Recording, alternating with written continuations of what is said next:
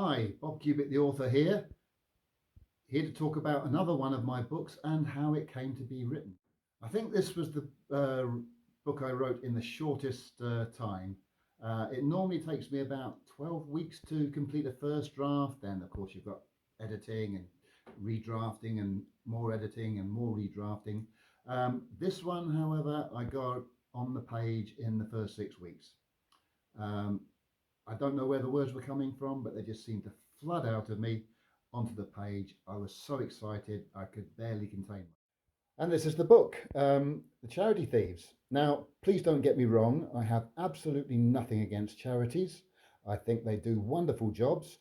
I've run half marathons for charity, I've run fun runs for charity, I've stood outside supermarkets shaking tins for charity. I really support the work that charities do. Whatever their field, they do a very, very good job. But I'm an author, and when authors get ideas in their head, they very often go to the dark side. And that's what happened with this book. How it came about was very simple. I was sat watching one of those TV charity fundraising events that you get on the television from time to time. You know, the ones where all the big stars come out and they sing their songs, they tell their jokes, and you get the actors from Coronation Street doing musical routines down the middle of Coronation Street, same in Albert Square, all that sort of stuff. And I was watching this, and my mind started to wander a little bit, and I thought, what would happen if the wrong sort of person got involved in one of those charities? The sort of person that actually wanted to steal the money that charity was raising. That's a horrible thought, isn't it?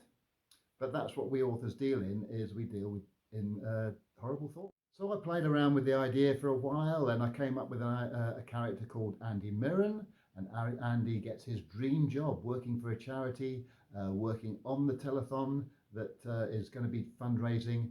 And that's when he finds out that somebody's on the take. Somebody is stealing money, big style, from this charity. And they're doing it in a very, very clever way. So what does he do about it? Well, he has to find the evidence, of course, so he goes hunting.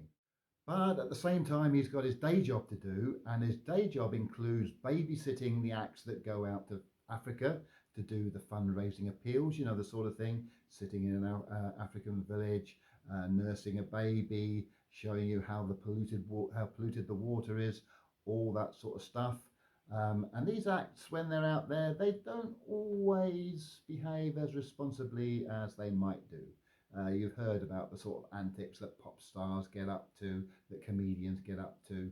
Um, it's madcap stuff, but sometimes it could have adverse consequences, particularly when they're so far from home and it's a whole different world they have to deal with.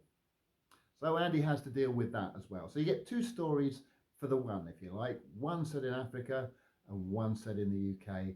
And they're telling slightly different stories, but Andy Mirren is involved in both, and he has to sort out all the mess that occurs. And I've even managed to squeeze in a little bit of romance for the people who like a love interest in their stories. But if you want to find out how Andy Mirren gets on, I'm afraid you're going to have to buy the book. See you next time for another story behind the story.